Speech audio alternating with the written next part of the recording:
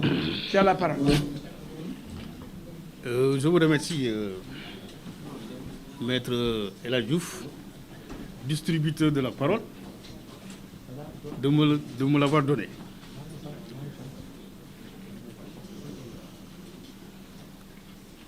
Bon, j'interviens à la suite de mon excellent confrère, Maître El Hadj Omar Youm, pour compléter ce que mon confrère vient de vous dire, qui est d'ailleurs assez explicite sur certains points. Je précise que ce dossier, ou en tout cas ce contentieux, qui oppose Mame Mbaye Niang à Ousmane Sonko, ce contentieux a été définitivement clôturé. Et que de l'autre côté, on cherche à le ressusciter. On cherche à le ressusciter pour certainement nourrir les ambitions personnelles de M. Ousmane Sonko. Je rappelle que lorsque M. Ousmane Sonko a attaqué ou a diffamé M. Mame Mbaye Niang, il avait déposé une plainte au niveau de la DIC, la division des investigations criminelles.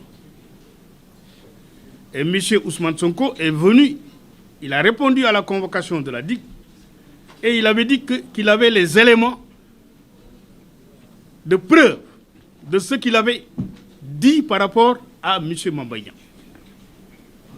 Et pour ce faire, il a demandé le report pour pouvoir produire les documents qui prouvent de manière indiscutable que ce qu'il a déclaré, urbi et orbi, était la vérité tout court. Évidemment, ce délai lui a été concédé et lorsqu'il est venu, effectivement avec des documents, il a dit non, je ne vous les communique pas, j'attends le jour du procès. Mame Mbaye Niang a intérêt à arrêter sa procédure parce que si on va à la barre, je vais l'humilier. Le dossier a été transmis au parquet et enrôlé. M. Ousmane Sonko a été convoqué. Il a brillé par son absence. Il a été jugé par défaut réputé contradictoire. Malgré tout, il a relevé appel du jugement. C'est son droit le plus absolu. La partie civile aussi, Mame Mbaye Niang a relevé appel. Le procureur a relevé appel. Les 3 appels ont été joints en appel devant la cour d'appel. M. Ousmane Sonko n'est pas venu soutenir son appel. Une décision est intervenue de la cour d'appel. Il forme un pourvoi en cassation. Donc, il va devant la Cour suprême. Il soulève une cinquantaine de moyens de droit, entre guillemets, pour demander la cassation de l'arrêt. Arrêt auquel il n'a pas voulu participer. Pour au moins défendre sa position. Et ce qui a été, la Cour suprême a rejeté le pourvoi de M. Ousmane Sonko. Et le 26 janvier 2024, M. Ousmane Sonko introduit une requête aux fins de rabat d'arrêt. Parce qu'entre-temps, on lui a signifié l'arrêt de la Cour suprême qui est intervenu le 4 janvier 2024. Qu'est-ce qu'il dit? Donc, un délai de 1 mois lui a été accordé pour pouvoir éventuellement introduire un recours, un rabat d'arrêt. Donc, il a introduit une procédure de rabat d'arrêt. La procédure de rabat d'arrêt a été jugée le 1er juillet 2025 par la Cour suprême. Et dans l'arrêt de rejet de sa demande de rabat d'arrêt, la Cour suprême a dit que, en utilisant le rabat d'arrêt, Ousmane Sonko voulait faire rejuger une affaire déjà jugée. Donc ça a été la motivation qui a été adoptée par la Cour suprême en chambre réunie. Et cela a été clair. Donc la Cour suprême a rejeté la demande de rabat d'arrêt de M. Ousmane Sonko. Et donc, c'est sur cette base-là. On revient, entre-temps, on nous dit, mais tiens, on va introduire une procédure de révision. C'est ça le ridicule. Comme le ridicule ne tue plus en Afrique, plus particulièrement au Sénégal, on introduit une procédure de révision, soi-disant. Et pour cela, je rappelle que quand le ministre Ousmane Diagne était là, une commission avait précédemment été saisie Et cette commission-là avait émis un avis défavorable pour dire que ce n'était pas possible, la révision. Mais qu'est-ce qu'on a fait? Entre-temps, on a fait débarquer Ousmane Diagne et on a mis là-bas Yassine Fall. Taillable et corvéable à merci. Elle a institué une nouvelle commission. Et dans cette commission, comme l'a dit mon confrère, sur les 13 membres, les 12 sont sous ses ordres. Et cette commission dit, oui, je mets un avis défavorable, favorable plutôt, parce que simplement, il y a possibilité d'ouvrir le procès, parce que simplement, la culpabilité de M. Ousmane Sonko pose problème. Mais sur quoi ils se sont fondés? C'est-à-dire pour vous dire qu'on ne nous prenne pas, nous, pour des demeurés, qu'on ne nous prenne pas, nous, on ne marche pas sur la tête. Parce que simplement, nous sommes des juristes. On est là, on est des avocats. Depuis 38 ans, nous défendons la veuve et l'orphelin. Depuis 38 ans, nous défendons le droit. Et nous allons défendre le droit jusqu'au bout dans cette affaire. Et qu'est-ce qu'on a fait? On saisit la Cour suprême par un avis d'une soi-disant commission instituée. Et cette commission dit, oui, le procès est révisable. Le procureur général, près de la Cour suprême, nous notifie une requête aux fins de révision. Et comme le ridicule ne tue pas, on nous met dans la requête aux fins de révision et un bout de phrase que Ousmane Sonko avait prononcé avant et un bout de phrase qui figure même dans l'arrêt dont on demande la cassation. C'est-à-dire l'arrêt du 8 mai 2023. C'est-à-dire on dit qu'il y a un fait nouveau. Le fait nouveau, c'est quoi? C'est le rapport, entre guillemets, qui a été approuvé par Cheikh Diba, lequel d'ailleurs est poursuivi, parce que simplement, je ne vous l'apprends pas, on a déposé une plainte entre les mains de monsieur le procureur pour faux, usage de faux, contre Cheikh Diba, contre Yassine Fall et contre le Premier ministre, monsieur Ousmane Sonko. Et on espère que cette plainte-là sera instruite. Parce que le soi-disant rapport est un faux.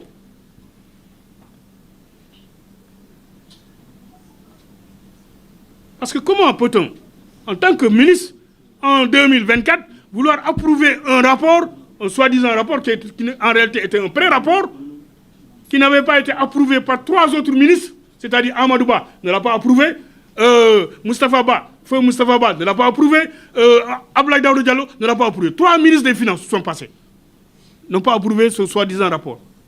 Mais lui, il vient 6 ans après pour dire, oui, j'approuve ce rapport-là, sur les instructions du Premier ministre, M. Ousmane Sonko.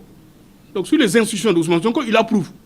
Et Ousmane Sonko prend ce rapport-là, il prend le rapport, il saisit Yassine Fall. Yassine Fall saisit le parquet général. Et le parquet général a écrit noir sur blanc. Le parquet général a écrit noir sur blanc que c'est sur les instructions. Oui, clair. Le parquet général a écrit. Il résulte des pièces produites que par correspondance du 3 décembre 2025, Monsieur le Premier ministre a transmis à Madame le ministre de la Justice, garde des Sceaux, pour exécution des recommandations contenues dans la fiche analytique et plus généralement en tirer toutes les conséquences de droit. Le rapport numéro 02-18 de l'IGF relatif à l'enquête sur le contrat clé en main relatif aux études et aménagements hydro-agricoles des DAC de CFA, Itato, Keur Sambakan et Keur Momar Sarr, conclu entre le PRODAC et Green 2000. Donc, M. Ousmane Sonko est intéressé par cette procédure-là. C'était lui le prévenu, c'est lui qui avait été condamné pour diffamation. Parce qu'il dit que Mame Mbaye Niang a été épinglé pour 29 milliards.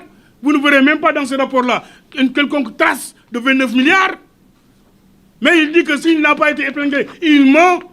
C'est lui qui l'a dit. C'est pourquoi il a été condamné pour diffamation et injure publique. Et on vient, on dit, oui, d'ailleurs même j'ai le rapport là sur la table, et on m'a caché ce rapport. Quel rapport? Jusqu'à l'extinction du soleil, un rapport ne sera pas produit pour dire que Mame Mbaye Niang a détourné 29 milliards. Ça n'existe pas. Ça, on le sait. On le sait, et en leur âme et conscience, ils savent que la diffamation en l'espèce, elle est établie. Parce que simplement, vous savez, la diffamation, c'est un délit privé. C'est une infraction privée, la diffamation. C'est privé parce que simplement, c'est l'infraction qui, lorsque la partie civile se désiste, met fin à l'action publique. Aujourd'hui, si Mame Mbaye Niang dit « je me désiste, je laisse tomber », ça éteint tout. Personne n'y peut rien parce que simplement c'est l'infraction, c'est une infraction d'ordre privé qui est régie par des dispositions spéciales. Aujourd'hui, Mame Mbaye Niang dit « je me désiste », c'est terminé. Le dossier il est bouclé. Mais Mame Mbaye Niang, je maintiens, personne n'y peut rien, même le procureur ne peut rien, absolument rien. Le procès doit se poursuivre. Or, la diffamation obéit à des règles spéciales. La loi est claire. Quand on vous poursuit pour diffamation, vous avez un délai pour rapporter la preuve. Vous avez 10 jours pour rapporter la preuve de la vérité des faits qualifiés de diffamatoires. Au-delà de ce délai, vous êtes déchu. Et là, ça a été une jurisprudence claire de la Cour suprême. Et on espère que la Cour suprême, statuant sur la demande de révision, ne va pas revenir sur sa propre jurisprudence. Parce que la Cour suprême est claire. La Cour suprême a été claire pour dire que... Non, c'est pas ça. Voilà. Donc la Cour suprême est claire. Elle a été claire dans une affaire où la Cour a dit ceci.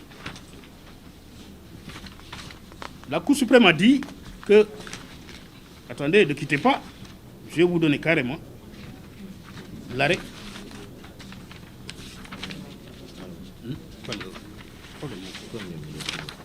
Donc la Cour suprême a dit que fait une exacte application de la loi, le juge, la Cour d'appel, qui a estimé que la personne contre laquelle une procédure de diffamation a été engagée, que cette personne est déchue de son droit de prouver, voilà justement, c'est-à-dire fait une exacte application de la loi, la Cour d'appel qui retient que le non-respect des formalités obligatoires prévues à l'article 627 du Code de procédure pénale entraîne à l'encontre du prévenu poursuivi pour diffamation la déchéance de son droit de faire la preuve du fait diffamatoire. C'est un arrêt de la Cour suprême du 4 janvier 2018, affaire Ibrahima Teddy Niang contre MP. Donc c'est clair. Cette position, elle est claire, elle est nette, elle est précise. Donc, on ne peut pas aujourd'hui nous dire que le soleil se lève à l'ouest alors qu'il se lève à l'est. Ce n'est pas possible. Et c'est pourquoi d'ailleurs, nous n'avons pas attendu de midi à 14h. Actuellement, ce qu'on a fait, on a même attaqué en procédure de mutation frauduleuse du droit au bail dont M. Ousmane Sonko était titulaire, le droit au bail concernant le lot numéro R17 consistant en un terrain d'une superficie de 264 mètres carrés situé à Dakar, Sikap, Keur Gorgui, que Ousmane Sonko, parce que nous on avait fait une réquisition le 24 avril 2023, le titre était au nom de Ousmane Sonko, et subitement, le 15 mai 2023, il a muté au nom de sa famille, des membres de sa famille.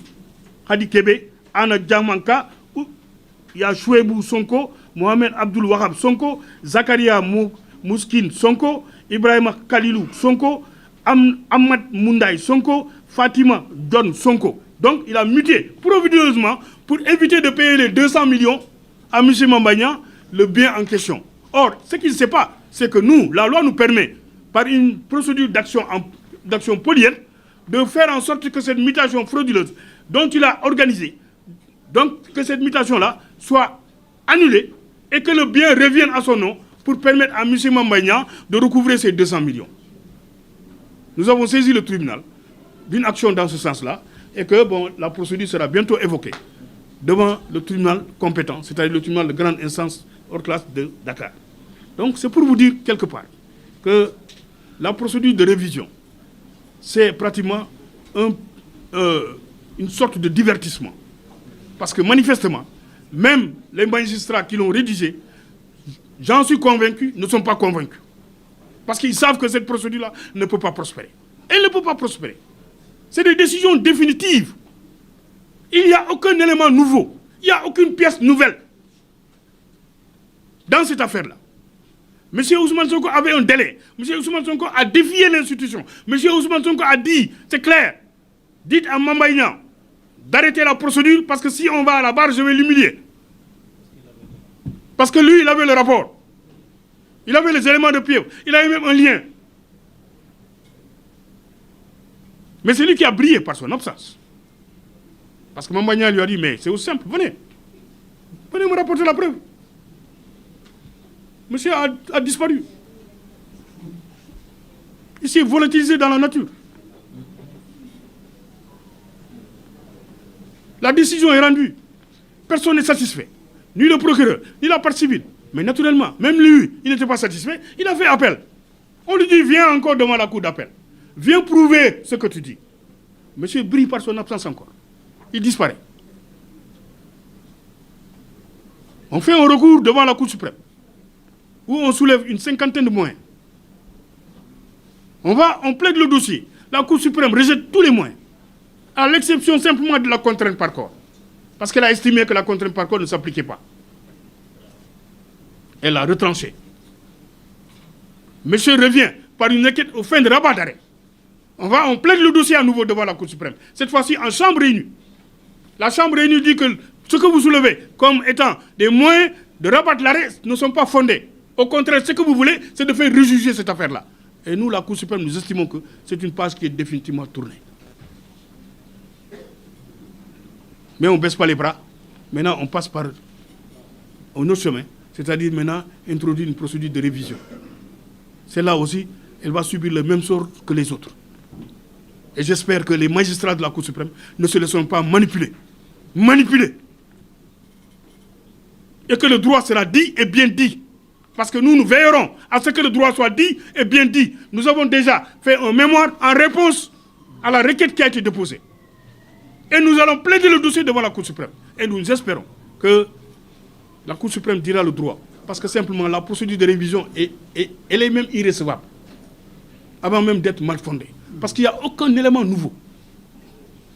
C'est les mêmes éléments que l'on retrouve dans l'arrêt même du 8 mai 2023. Où la Cour d'appel a repris effectivement ce que Ousmane Sonko avait dit. Parce qu'on a dit que Mamba Niang avait signé l'ordre de service avant même la signature du contrat. Alors que c'était faux. C'était inexact. On a rapporté la preuve que c'était faux. On nous dit qu'il a été épinglé pour 29 milliards. Je dis, ah bon, ok, il n'y a pas de souci. Venez nous rapporter les 29 milliards. Alors qu'on sait que les 29 milliards étaient entre les mains de Locafrique. Ce n'était même pas entre les mains du Trésor. C'était Locafrique qui avait préfinancé le product. C'est Locafrique qui payait les factures. Et Mamba Niang n'avait pas la tutelle financière. Mamba Niang avait la tutelle technique. Et l'IGF ne peut pas contrôler Mamba Niang. Parce que Mamba Niang était un ministre. L'IGF ne peut pas le contrôler. Donc, il ne peut pas faire l'objet d'une quelconque suspicion ou bien d'une quelconque audition même de la part des membres de l'IGF. Et l'IGF a été clair. Amadou Niang, qui est le coordinateur, à qui la DIC avait fait une réquisition, Amadou Niang a écrit noir sur blanc qu'il n'y a pas de rapport Prodac. C'est-à-dire, le rapport Prodac, ça n'existe pas.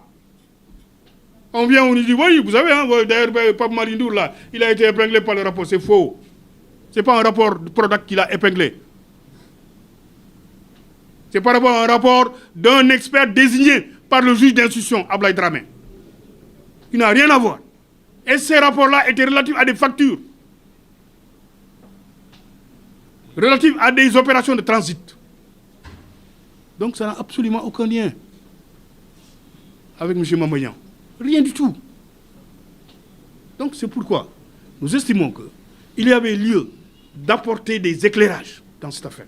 D'apporter pour que l'opinion publique ne soit pas trompée. Pour qu'on évite une erreur judiciaire qui est plus crimineuse que le crime lui-même. Comme le disait Honoré de Balzac, l'erreur judiciaire est plus crimineuse que le crime.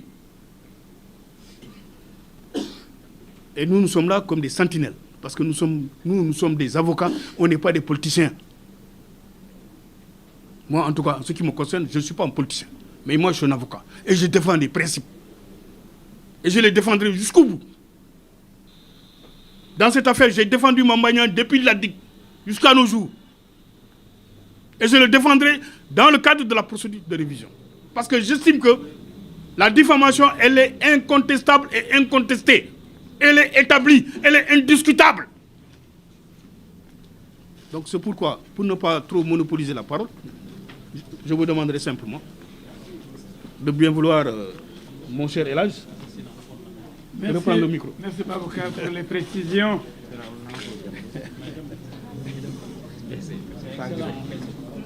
J'invite